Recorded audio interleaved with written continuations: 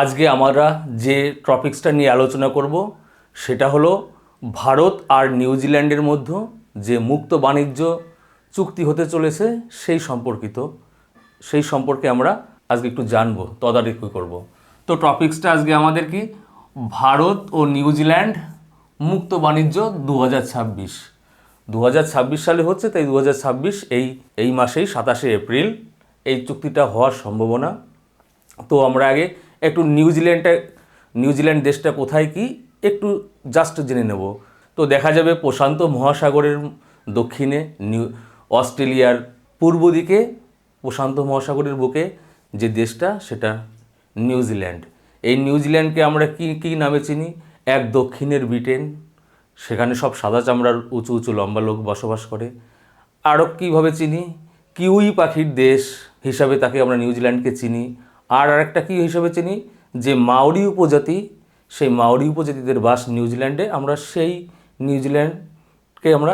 সেইভাবে আমরা নিউজিল্যান্ডকে চিনি। তো এই নিউজিল্যান্ডের সঙ্গে ভারতের মুক্ত বাণিজ্য, এবার মুক্ত বাণিজ্যটা কী বিষয়ে কী এর উদ্দেশ্য সেই সম্পর্কে একটু জানব। তো প্রথমত দেখা যাবে যে 27শে এপ্রিল, এখন এপ্রিল মাস চলছে, এই 27শে এপ্রিল ভারত আর নিউজিল্যান্ডের মধ্যে মুক্ত বাণিজ্য সম্পন্ন হওয়ার একটা প্রবল সম্ভাবনা। তো সেটা কোথায় হবে? সেটা দিল্লির ভারত মণ্ডপ। সেই ভারত মণ্ডপ, ওই স্থানটিতে এই চুক্তিটা সই হবে। তো বর্তমান সময়ে ভারত এবং নিউজিল্যান্ডের মধ্যে একটা বিজনেস ফোরাম বৈঠক হওয়ার কথা আছে। সেই বৈঠকটা হওয়ার পরেই এই ভারত নিউজিল্যান্ড মুক্ত বাণিজ্য সম্পন্ন হবে। এই মুক্ত বাণিজ্য যে সম্পন্ন হবে তাতে দেখা যাবে যে ভারত থেকে পুরো মাল, সব যাবতীয় মাল, যে কোনো বিষয়ে যেসব ব্যবসা বাণিজ্য নিউজিল্যান্ডের সঙ্গে গড়ে উঠবে এবং ভারত থেকে যে সকল দ্রব্য নিউজিল্যান্ডের বাজারে যাবে, সেখানে ভারতবর্ষ 100% শুল্কমুক্ত পাবে। মানে কোনো রকম ট্যাক্স দিয়ে আর নিউজিল্যান্ডে ভারতের ব্যবসা করতে হবে না। ভারতের যে কোনো দ্রব্য নিউজিল্যান্ডে একদম অবাধে প্রবেশ করবে এবং তাতে কোনো ট্যাক্স থাকবে না। আর এদিকে দেখা যাচ্ছে কি, নিউজিল্যান্ড রপ্তানিতে ছাড় পাবে 95%, যেখানে ভারত পুরো 100% পাবে ছাড়, কিন্তু নিউজিল্যান্ড ভারতে তার পণ্য রপ্তানির ক্ষেত্রে 95% ছাড় পাবে। এই 5% যে ছাড় দেয়নি ভারত সরকার বা দেবে না, এখানটায় এমন কিছু দ্রব্য আছে যেগুলো ভারতীয় কৃষক সমাজ বা ভারতীয়দের স্বার্থের জন্য আটকে দেওয়া হয়েছে। সেটা একটু পরে জানবো।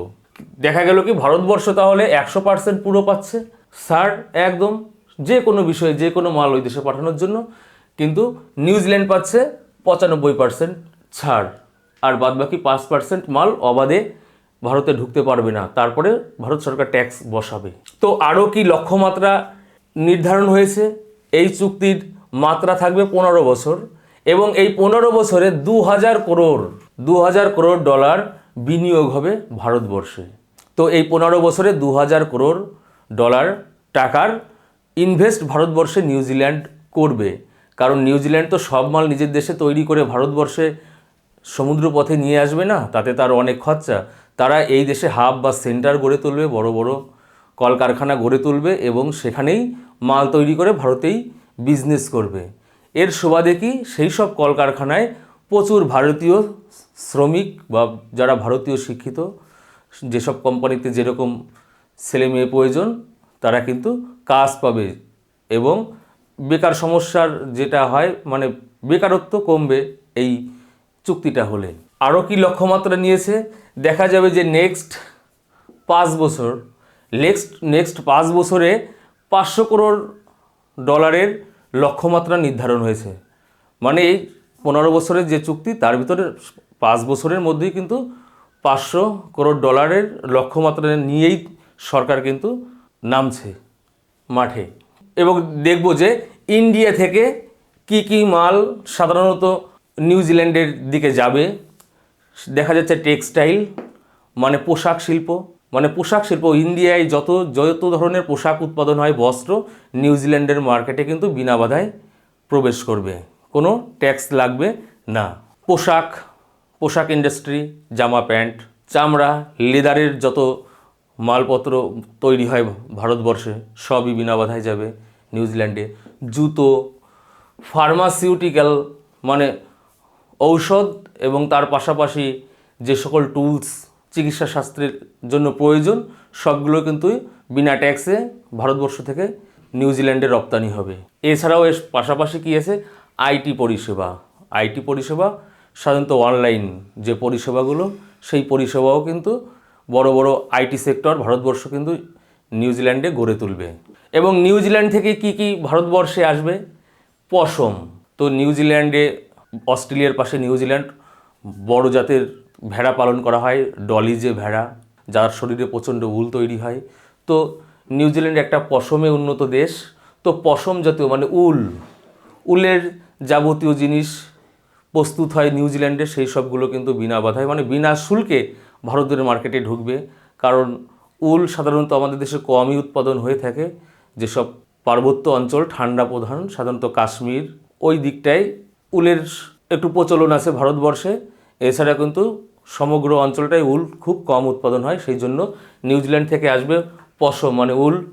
কয়লা আসবে, কাঠ, নিরক্ষীয় অঞ্চলের পাশে অবস্থিত হওয়ার জন্য সব নিরক্ষীয় যে অরণ্য, রেইন ফরেস্টের গাছগুলো বা তার শক্ত যে উড কাঠ, সেটাও কিন্তু ভারতে তারা রপ্তানি করবে। ওয়াইনকে আর নির্দিষ্ট করে চেনানোর কোনো প্রয়োজন নেই। আপেল, এইগুলো কিন্তু একদম শুল্কমুক্তভাবেই ভারতে প্রবেশ করবে। এবার যে 95% মানে 5% সরকার, ভারত সরকার ছাড় দেয়নি, তারপরে ট্যাক্স বসবে, তার ভিতরে কি আছে? মিল্ক প্রোডাক্ট, দুধের থেকে যে সকল জিনিস তৈরি হয়, যেমন তোমার বাটার, ঘি, চিজ বা পনির, এছাড়াও দুগ্ধজাত যেসব দ্রব্য, আইসক্রিম, নানা রকমের অনেক কোয়ালিটির দুগ্ধজাত জিনিস আছে, সেই সব প্রোডাক্ট কিন্তু নিউজিল্যান্ড থেকে সরাসরি ভারতে শুল্কমুক্তভাবে প্রবেশ করানো যাবে না। কারণ আমাদের দেশে ডেয়ারি শিল্পটাকে যদি বাঁচিয়ে রাখতে হয়, তো বিনা বাধায় ওই সব যদি ঢুকে যায় ভারতে, তো ভারতীয় ফার্মিং ব্যবস্থায় মানে গরু চাষ, ছাগল চাষ, মহিষ চাষ, সেই সবের দুগ্ধ উৎপাদন শিল্পে মানে ভারতের যে ঘরোয়া শিল্প, সেই ঘরোয়া শিল্পের পরে প্রভাব পড়বে। এই কারণে কৃষকদের কথা, সাধারণ মানুষ যারা টুকটাক গরু ছাগল পোষে, মহিষ, তাদের কথা ভেবেই কিন্তু এই দুগ্ধজাত জিনিসটা আনা হচ্ছে না। পাশাপাশি কি চিনি শিল্প, মানে যে চিনি উৎপাদন হয়, আমাদের দেশে প্রচুর পরিমাণে আখ উৎপাদন হয়, তার থেকে চিনি তৈরি হয়। তো চিনিটাও যদি নিউজিল্যান্ড থেকে ট্যাক্সবিহীনভাবে ভারতে প্রবেশ করে যায়, তো আমাদের দেশেও আখ চাষে বা ইক্ষু উৎপাদনে ভাটা পড়ার সম্ভাবনা। সেই কারণে কৃষকের স্বার্থে কিন্তু চিনিটাও আমরা ট্যাক্সবিহীনভাবে আনছি না। এর সঙ্গে আরও কি আসছে না, ভোজ্য তেল। তো আমরা রান্নাবান্নায় সাধারণত ব্যবহার করে থাকি সর্ষের তেল, বা সর্ষের তেলটাই আমরা বেশি ব্যবহার করি। সূর্যমুখীর তেল, পাম অয়েল তো আমাদের দেশে সাধারণত হয় না। এই যে যেসব ভোজ্য তেল, তিলের তেল, এইগুলো বা সয়াবিন তেল, বাদাম তেল, তো রান্নার কাজে যেসব তেল লাগে সেই সব তেলও কিন্তু আমাদের কৃষির সাথে সরাসরি সম্পর্কযুক্ত। তো ভোজ্য তেলটাও ভারত সরকার কিন্তু শুল্কমুক্তভাবে নিউজিল্যান্ডকে ভারতে রপ্তানি করতে দেবে না, আমাদের কৃষকদের স্বার্থে। মশলা, স্পাইসি, আমাদের দেশেও প্রচুর পরিমাণে মশলা উৎপাদন হয়। তো সেই মশলা উৎপাদনের সঙ্গে বহু কৃষক জড়িত। তো মশলার দেশ যদি বলতে চায়, পৃথিবীতে ভারতবর্ষকেই মশলার দেশ হিসেবে চেনা যায়। তো এই কৃষকের স্বার্থের জন্য মশলাটাকেও কিন্তু অবাধে বা বিনা শুল্কে ভারতে ঢুকতে দেওয়া হবে না, তারপরেও ট্যাক্স জারি করবে ভারত সরকার। তো এইসব বিষয়ের এইসব জিনিসপত্রগুলোর পরে সাধারণত ভারত সরকার ছাড় দিচ্ছে না, সাধারণত কৃষকের স্বার্থে।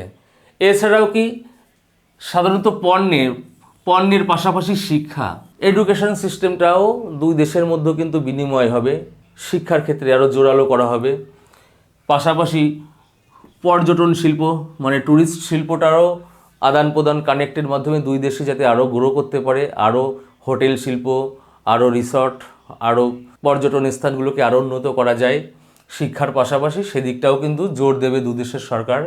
এছাড়াও ডিজিটাল বাণিজ্য, যে সাইবার ব্যবস্থার পরে সারা পৃথিবী বর্তমান দাঁড়িয়ে আছে, ইন্টারনেট কানেকশান এবং যে আধুনিক সব কিছু, যেদিকে রোবট, এআই ব্যবস্থা, সব কিছুতেই এখন উন্নত প্রযুক্তি, এই ডিজিটাল প্রযুক্তির দিকেও কিন্তু দু দেশের সরকার একত্রিতভাবে, দুজন সরকার প্লাস মানে একত্রিতভাবে কাজ করবে।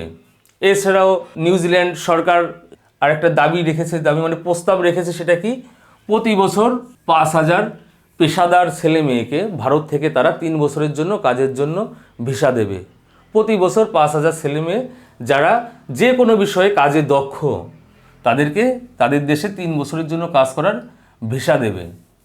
এবং সর্বোপরি দেখা যাবে যে এই যে মুক্ত বাণিজ্য চুক্তি, এই মুক্ত বাণিজ্য চুক্তিতে ভারতের লক্ষ্য কি? ভারত স্বাধীনতা লাভ করেছিল 1947 সালে 15ই আগস্ট। আর 100 বছর পর এই 2047 সালে ভারতবর্ষকে কিন্তু সরকার, বর্তমান সরকার উন্নয়নশীল ডেভেলপমেন্টিং কান্ট্রি থেকে ডেভেলপড কান্ট্রি মানে উন্নত দেশ, ইউরোপের সমপর্যায়ে নেওয়ার কিন্তু লক্ষ্যমাত্রা নির্ধারণ করে রেখেছে। সেই তার নাম হলো বিকশিত ভারত। এই 2047 সাল স্বাধীনতার 100 বছরের মধ্যে দেশকে উন্নয়নশীল থেকে উন্নত দেশ করার লক্ষ্যেই কিন্তু এইসব চুক্তিগুলো হচ্ছে, যে চুক্তির মাধ্যমে ভারতবর্ষে প্রচুর হাব গড়ে উঠবে, প্রচুর শিল্প, প্রচুর বিনিয়োগ গড়ে উঠবে। ভারতীয় বেকারত্ব সমস্যা তো কমানোর চেষ্টা, যাতে হাজার হাজার ছেলে মেয়ে কাজ পায় এবং তারা সংস্কৃতির আদান প্রদানের মাধ্যমে একে অপরের সঙ্গে মিলমিশের মাধ্যমে দেশটাকে কি আরও তাদের চেতনা মনকে সমৃদ্ধ করে ভারতের সারা পৃথিবীর সামনে ভারতকে যেন আরও বড় করে দেখানো যায় বা তাদের সামনে আরও আপডেটেড নিজেকে করা যায়, সেই কিন্তু লক্ষ্যমাত্রা। এবং এর পাশাপাশি ভারতবর্ষে প্রচুর যে ইন্ডাস্ট্রি গড়ে উঠবে, প্রচুর শিল্প, শুধু যে নিউজিল্যান্ড না, ইংল্যান্ডের সঙ্গেও আমাদের মুক্ত বাণিজ্য নীতি হতে চলেছে। এবং এই সব মুক্ত বাণিজ্য নীতির ফলে ভারতবর্ষে প্রচুর ইন্ডাস্ট্রি গড়ে উঠবে। শেষে এতই লক্ষ্যমাত্রা রাখা হয়েছে যে এতই ইন্ডাস্ট্রি ভারতবর্ষে আস্তে আস্তে ধীরে ধীরে হবে যে সারা পৃথিবীর প্রতিটা দেশই কোনো না কোনো কারণে ভারতবর্ষের কাছে ঋণী থাকতে হবে, এরকম একটা কিন্তু প্ল্যান বর্তমান সরকারের আছে। যে ভারতবর্ষ যদি কোনো কারণে অফ হয়ে যায় তাহলে পৃথিবীর অনেক দেশেরই অনেক কিছুতে কিন্তু ক্ষতির সম্ভাবনা হবে, সেরকম কিন্তু একটা লক্ষ্যমাত্রা রেখেই এই বিকশিত ভারতের প্রস্তাব কিন্তু রাখা। তো এই কারণেই এইসব মুক্ত বাণিজ্য। থ্যাংক ইউ, ধন্যবাদ।